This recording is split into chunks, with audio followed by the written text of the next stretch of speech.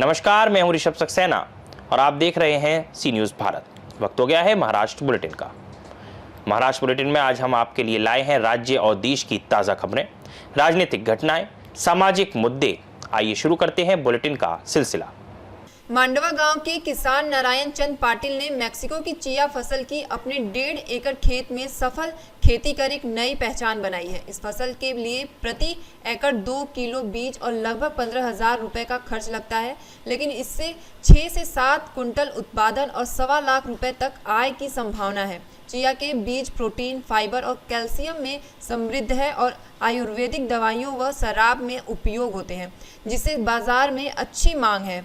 नारायण चंद पाटिल का यह प्रयोग आसपास के किसानों के लिए प्रेरणास्पद उदाहरण बन गया है और खेती में नए रास्ते खोल रहा है। पिकाविषयी आपल्या परिसरातील शेतकऱ्यांना आपण काय सल्ला देणार? मी या पिकाविषयी आपल्या परिसरातील शेतकऱ्याला एवढंच सांगेल की कमी खर्चामध्ये येणारं हा एक पीक आहे। पारंपरिक शेती न करता हे कमी खर्चात येणारं पीक आहे। त्यांनी हा पिकाचा प्रयोग करून पाहावा। याचं उत्पादन अतिशय चांगलं आहे आणि याचं मार्केटही चांगलं आहे, याचे रेट बी चांगले आहे। काय नाव आपलं? संतोष अंकुशराव चंद, राहणार मांडवा, तालुका बदनापूर, जिल्हा जालना। ये चिया सीड्स आहे, ये मेक्सिको देशातलं पीक आहे। याची लागवड आम्ही 5 डिसेंबरला केलेली आहे। याला एकरी बियाणे 2 किलो लागतं आणि याचं खत व्यवस्थापन झालं म्हणजे कमी खर्चात जास्त उत्पन्न देणारं पीक आहे आणि याचं फवारणी खर्चही कमी आहे आणि याचं मार्केट म्हटलं तर वाशिम आणि MP इंदूरमध्ये आहे। याचं एकरी उत्पन्न विचार केला तर एकरी 5 ते 7 क्विंटलपर्यंत उतारा येतो याचा आणि कमी खर्चात उत्पन्न देणारं पीक आहे। याला शेवटपर्यंत किती खर्च लागतो? एक 15,000पर्यंत खर्च येईल आणि आता त्याला उत्पन्न किती होऊ शकतं? 7 क्विंटलपर्यंत उतारा येऊ शकतो आणि याचा बाजारभाव विचार केला तर 18,000 ते 25,000पर्यंत मार्केट आहे याचं।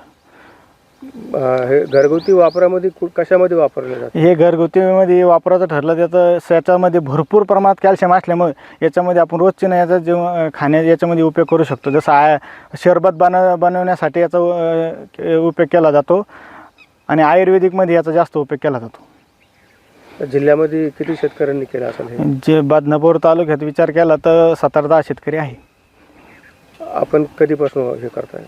माझं पहिलंच वर्ष आहे याचं लागवड करण्याची।